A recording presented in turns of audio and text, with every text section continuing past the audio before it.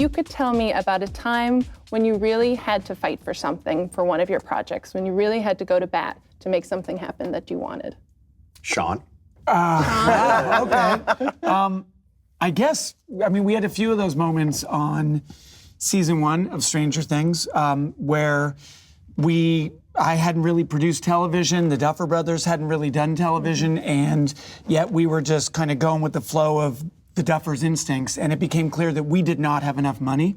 And there's that moment where you either kind of just grind down and figure it out, or you just have the courage to ask for more. And I have to say, on that show, and with Netflix on that show, there was always this feeling like, okay, if they want to say no, they'll say no, but I'm definitely going to ask.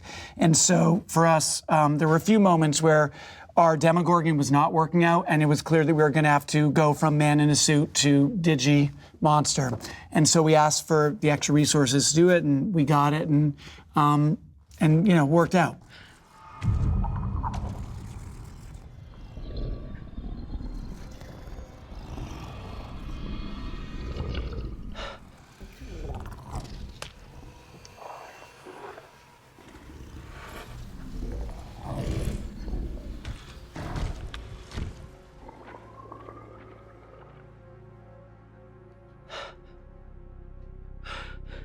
Jesus Christ. Have any of you implemented something into your show or a franchise that was a suggestion from social media or from fans yet? Is anyone going to say yes? We definitely have. Even if it was true, it would be such a slippery slope to acknowledge it. Wait, why? We do that like The Purge. We did the first Purge. Everyone it's instant. We want to know what happens when we go outside. And then when we did the second Purge, we were like, we got to show the streets. We do that a lot. Why is that? Well, that's like a fan. That's a little different than that's not like ripping I off somebody's idea. Yeah, that's not like I want to see like a Sean's worrying about getting sued. Sean has 4 or 5 daughters. He's got a family. He can't get sued. I got it. That's what he's saying. There was a moment where we were everyone wanted Barb to somehow be miraculously alive. After the first season, we were like, do we do that? Because sometimes it's a matter of, right? It's kind of like, I was thinking about what you were saying, Simon, with kind of understanding what is sacrosanct and what people think they want.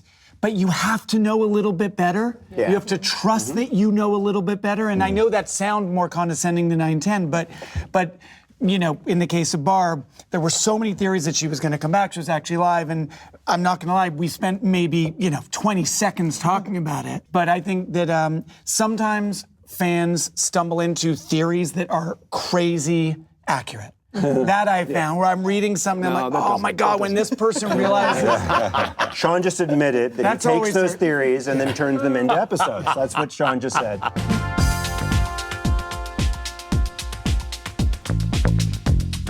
We all work in jobs where none of us are doing our thing alone. And I know, literally weekly on Stranger Things, the Duffers, because they came to this pretty new, they have a fierceness to their vision.